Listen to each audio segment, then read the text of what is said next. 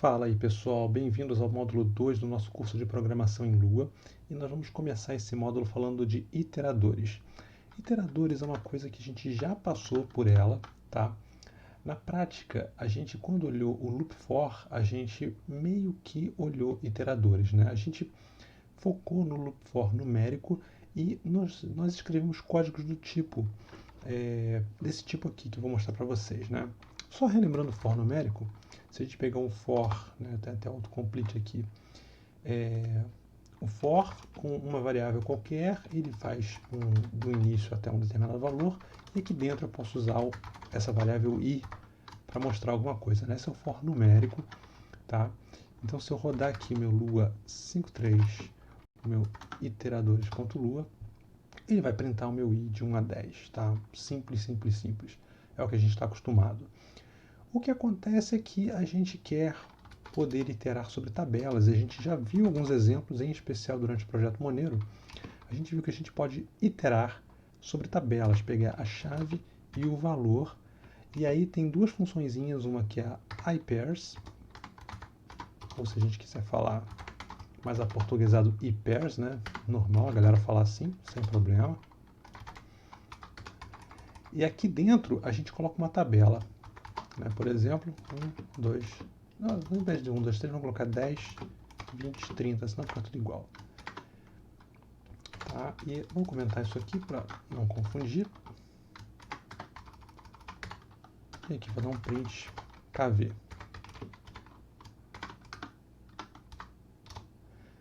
Ops, faltou o in aqui. E ele vai fazer o print daqui e do velho da tabela. Repara que nesse caso a minha tabela, né, só relembrando também, ela é uma tabela que tem apenas valores, então por padrão índices numéricos, começando de 1. E só para lembrar também mais uma coisa, eu posso, nesse caso, dispensar os parênteses, porque as chaves servem como delimitador. Então, eu posso vir aqui agora e reexecutar que ele funciona. Tá? E se eu tiver agora uma tabela que não é numérica, tipo uma tabela T que tem valores diferentes, né? Tipo, vou chamar assim, chave igual a 1, valor igual a 2, né? Ou, sei lá, se eu quiser, vamos voltar no exemplo que eu... vamos dar um exemplo até um pouco mais palpável, né? Um par em que eu tenho x e y, por exemplo, né? Com dados com a chave como string. Nesse caso, eu posso imprimir essa tabela com o for da mesma forma, kv de novo, só que agora a minha key vai ser, né, o meu k, que é daqui, vai ser string, e eu não posso chamar iPairs, porque os meus índices são strings e não numéricos, então eu tenho que chamar pairs, que é a função mais geral. Tem que ter um in aqui, não esquecer, e eu vou passar minha tabela pairs. E eu vou fazer a mesma coisa, print kv,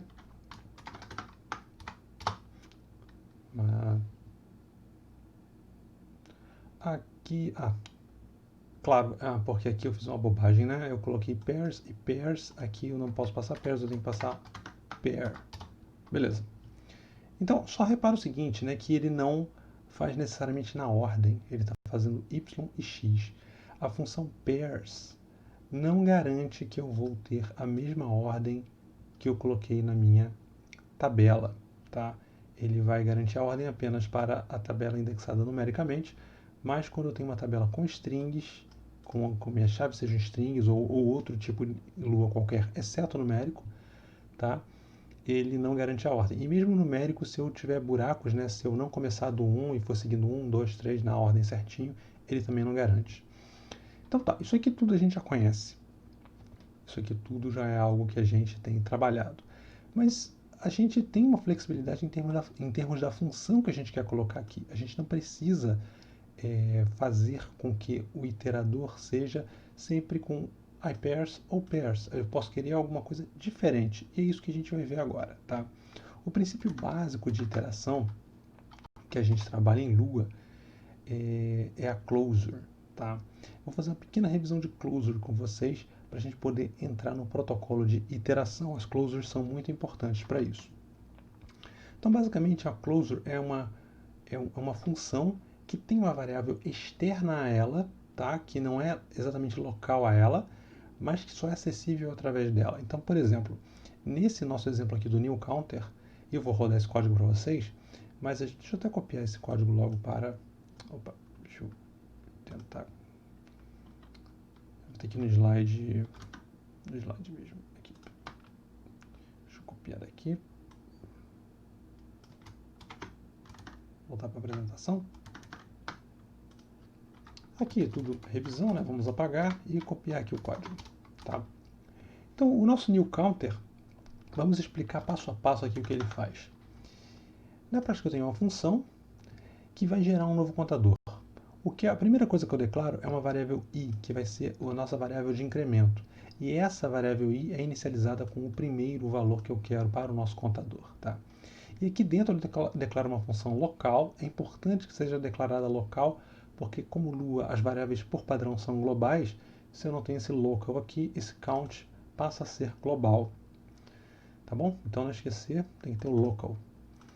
Dentro dessa função count, repara que eu estou definindo uma função dentro da outra função. Então, new counter, dentro dela eu defino uma função que é local a ela. Se eu não retornar a função como eu estou fazendo aqui, por fora eu não consigo chamar o meu count. Ele é local, ele morre, né? Na hora que eu saio da função new counter, ele morre. E o que a minha função count faz? Basicamente pega a minha variável i, que é definida fora de count, repara aqui, e vai trabalhar com ela. Primeiro eu vou definir um valor de retorno, incremento a minha variável i, retorno. Meu retorno, isso aqui é feito para quê? Para eu retornar o valor atual de i e não o valor incrementado. Com isso eu faço o incremento, retorno o valor salvo na passagem anterior e com isso eu posso ficar chamando consecutivamente. Tá? Aqui, cada chamada de C, e em vez de eu deixar esse comentário, eu vou realmente imprimir ele para a gente ver.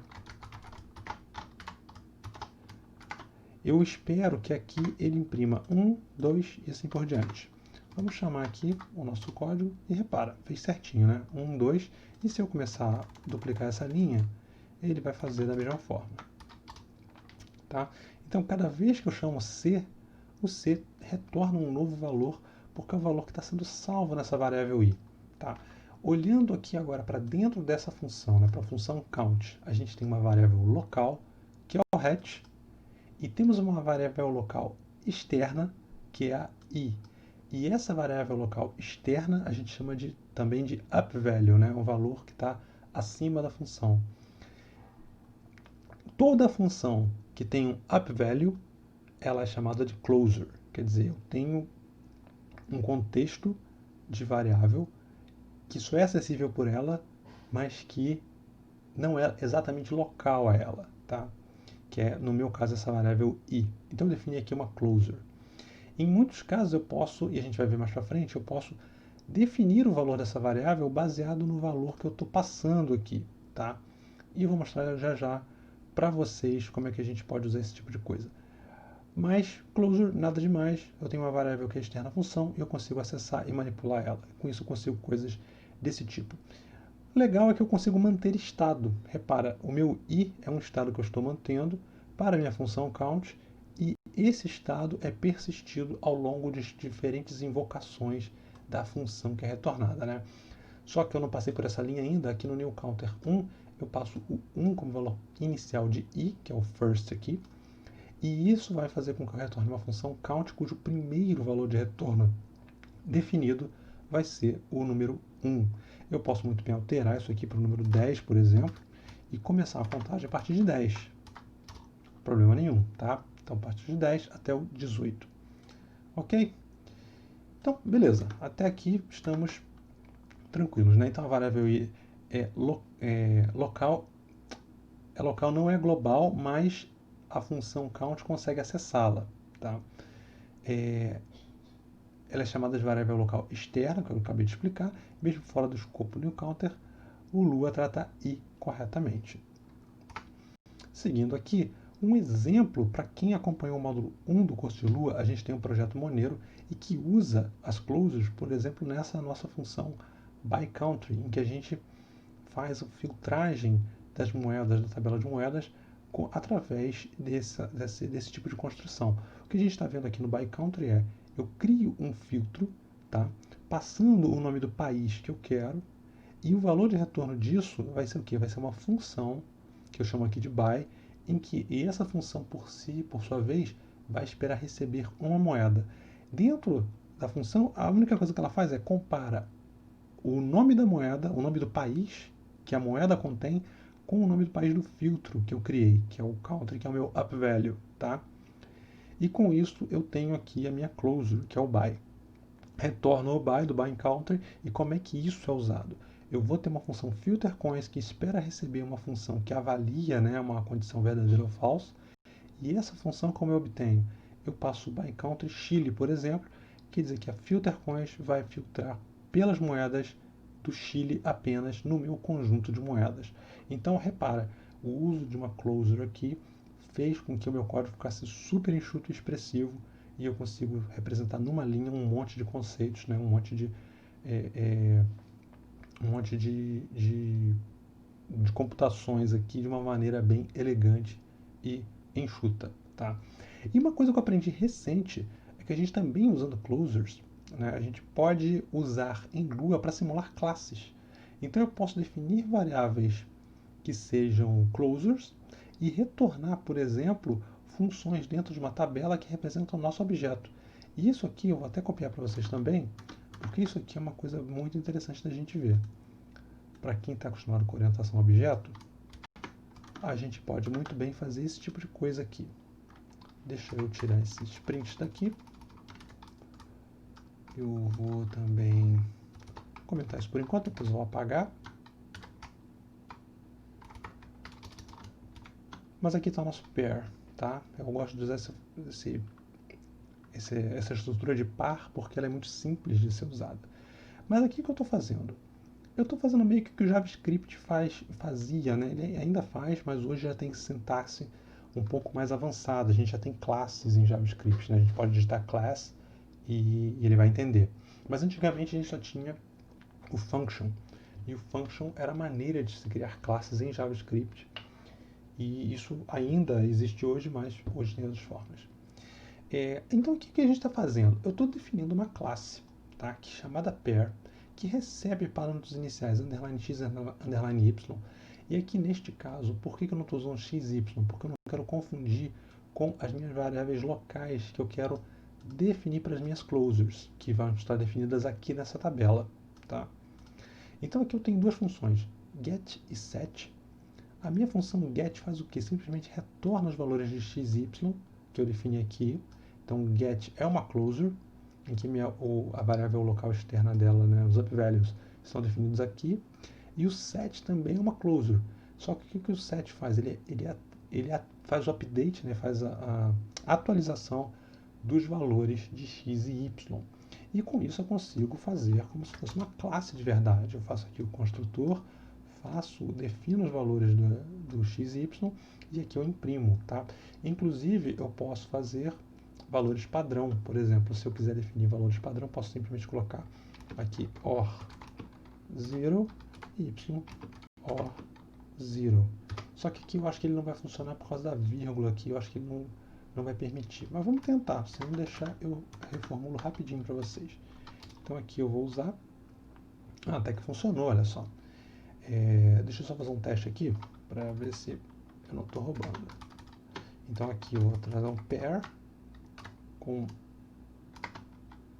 nada e ele faz direitinho. Então, isso aqui está funcionando. Eu posso fazer x or 0, né, que ele vai, como x é new, né, se eu não passar nada, x é new, e aí new or 0 vira 0.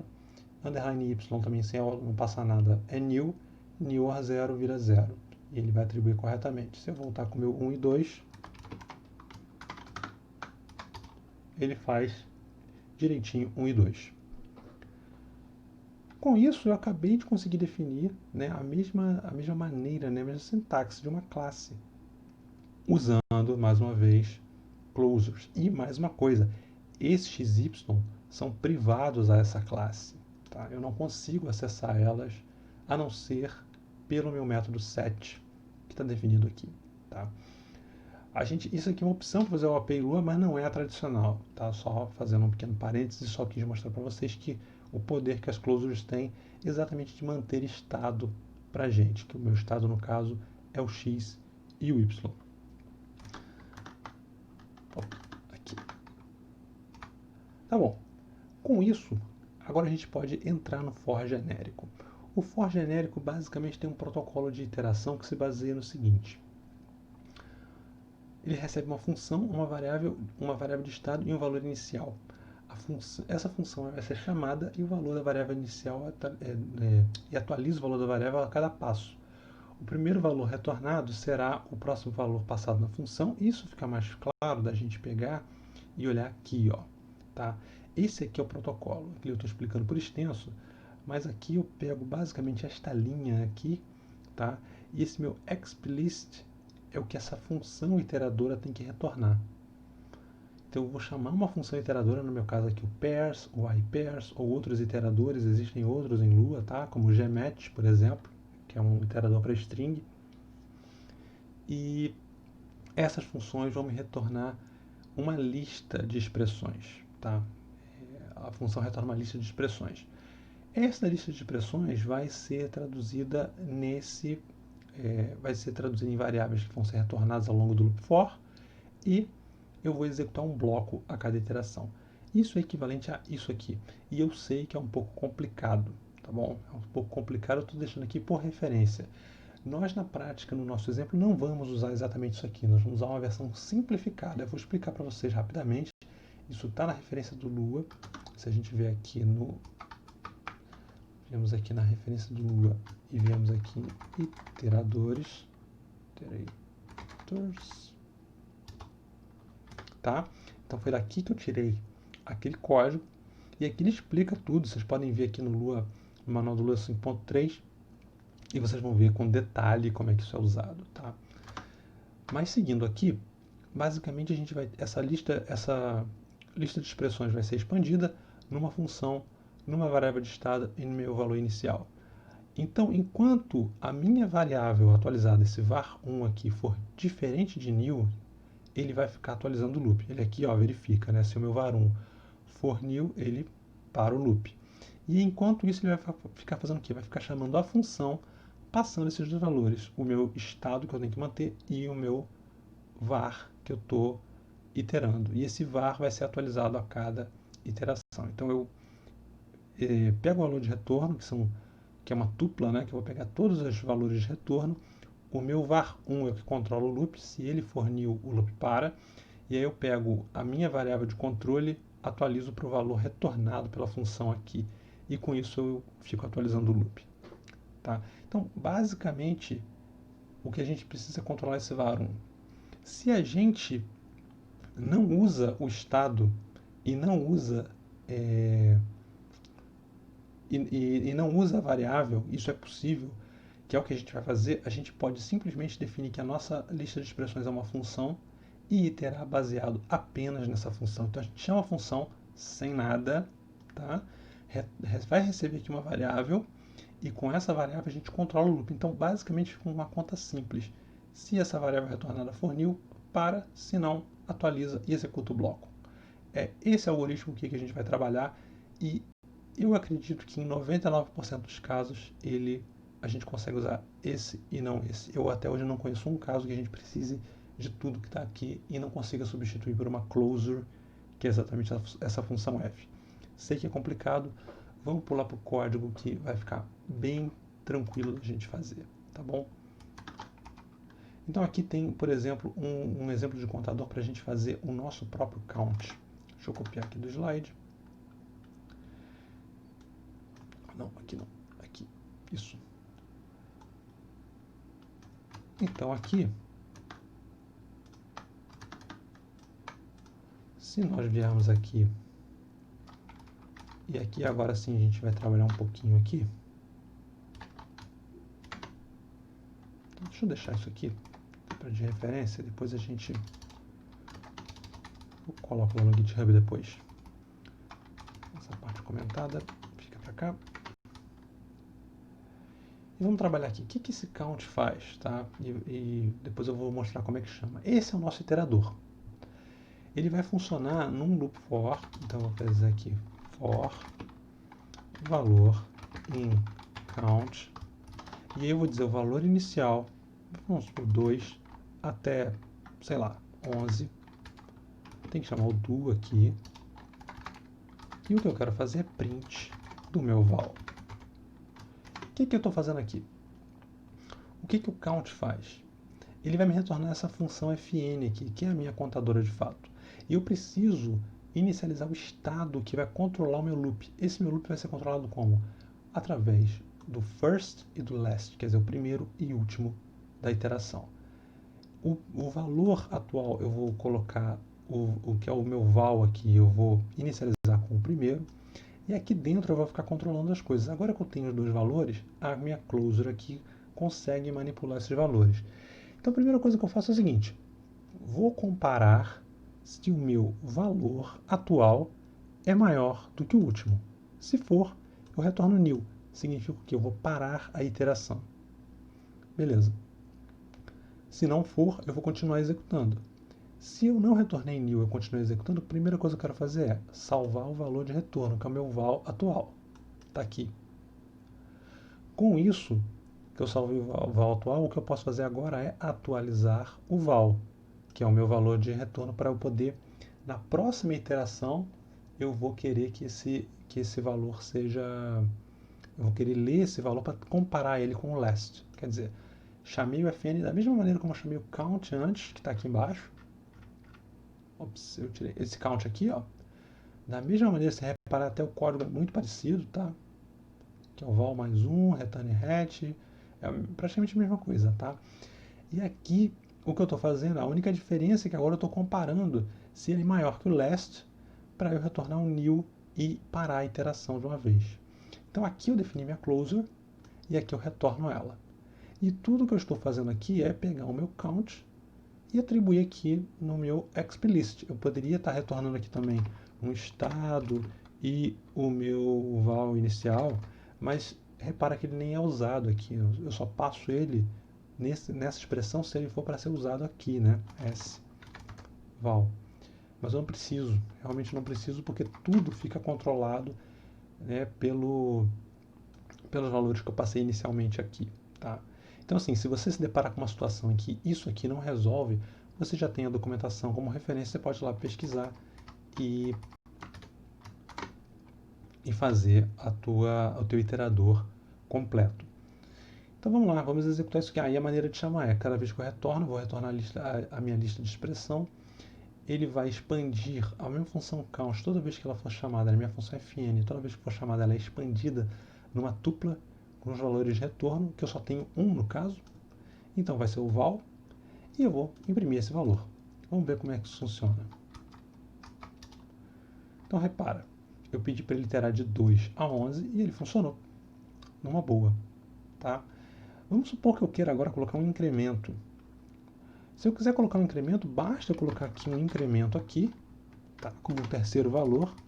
E eu posso colocar esse cara como sendo o valor default 1. Isso eu faço como? Eu venho aqui no meu inc igual a inc ou 1. Tá? Com isso eu defino o valor padrão para o incremento. E aqui, em vez de incrementar 1, eu incremento inc. Com isso, eu agora continuo chamando, funciona, né, de 2 a 11. Mas se eu quiser que ele pule de 2 em 2, eu agora vou chamar aqui 2, 11, pulando de 2 em 2. E aí ele faz 2, 4, 6, 8, até o 10. Como depois ele faria o 12 e o 12 é maior que 11, ele para. Tá? E será que funciona para índices negativos? Eu imagino que não tenha problema nenhum. E nesse caso aqui ele não deveria imprimir nada. Vamos ver. Ops, não, tá faltando controle aqui. Então, para índices negativos ele não funciona. A gente precisaria fazer uma verificação de, para onde ele vai, se ele está incrementando ou decrementando. Mas Não quer dizer que ele não funciona, significa só o seguinte, eu tenho que colocar da maneira como está, eu tenho que colocar na ordem correta. Eu tenho que colocar 11 aqui e 2 aqui. Mas eu imagino que com isso ele funcione. Ah, não, eu vou ter que testar de fato. Eu tenho que testar de fato aqui. Eu aqui vou ter que, eu não vou fazer agora, vou deixar para vocês, mas eu teria que aqui eu estou fazendo o valor sendo maior que last, tá? E eu teria que fazer a verificação do meu incremento, se é positivo ou negativo, e se for positivo eu tenho que trocar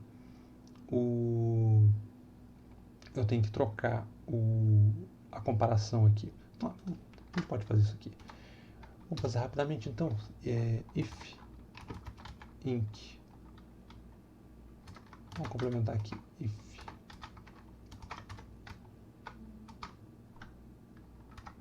inc maior que 0 e val maior que last, or vamos trocar aqui. Eu imagino que só isso aqui resolva. Se não funcionar de cara, eu vou deixar como exercício para vocês pensarem com calma, para a gente não deixar o vídeo muito longo, só por isso. Tá? Então eu imagino que isso aqui resolva. E resolveu, tá? Então de 11 a 2, incremento de menos 1. Se eu fizer incremento de menos 2, ele faz 11, 9, 5, 3, beleza?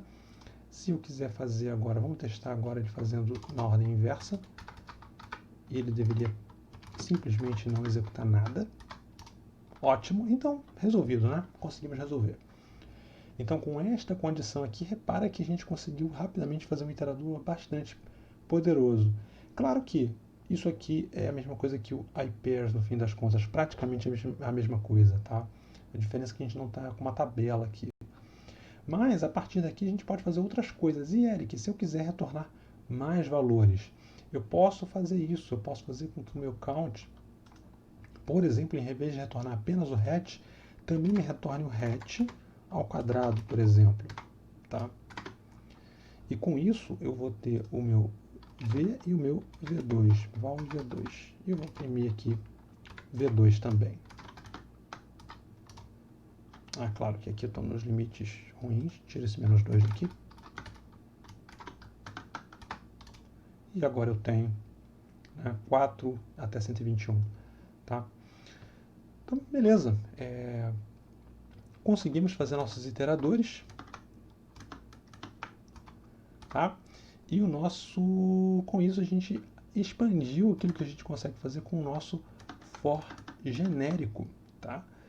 Nossos iteradores, eu mostrei um exemplo numérico, mas a gente pode fazer com strings, a gente pode fazer usando tabelas. Tá? O importante é lembrar do protocolo de iteração, em que o count, essa função aqui, né, só retornando lá, tá? Basicamente é essa ideia em que a minha função ela é chamada a cada iteração. Tá? No meu caso, a minha função é a fn, e essa função, quando ela retorna diferente de new, eu continuo iterando, e no momento que ela retorna new, eu paro a iteração. Tá? Eu não preciso necessariamente fazer essa forma completa, em que eu passo tanto a variável de estado quanto o meu valor atual da variável, se eu conseguir resolver dentro da closure, como eu resolvo aqui, né? Se eu conseguir resolver toda a manutenção do estado através do que está acontecendo na closure, eu posso fazer. Se eu precisar de obter os valores do meu estado, né, que é uma variável, esse S, né, que a gente usa aqui como estado, usaria como estado, é uma variável utilitária que a gente pode fazer o que quiser com ela. Normalmente é uma tabela que mantém o contexto da nossa computação. E a variável, e o valor de var é simplesmente o valor atual de var1, que é o primeiro cara retornado da tupla. Se a gente precisar deles, a gente tem o poder de usar, mas sinceramente eu nunca vi realmente ainda, eu nunca precisei, tá, usar. Eu sempre consegui fazer resolvendo tudo dentro da closure, sem precisar passar os parâmetros extras. Galera, vamos ficando por aqui. Espero que vocês tenham gostado. Se vocês gostaram, dê uma curtida no vídeo. E qualquer dúvida, deixa aí nos comentários, tá? E um abraço para vocês. Até a próxima.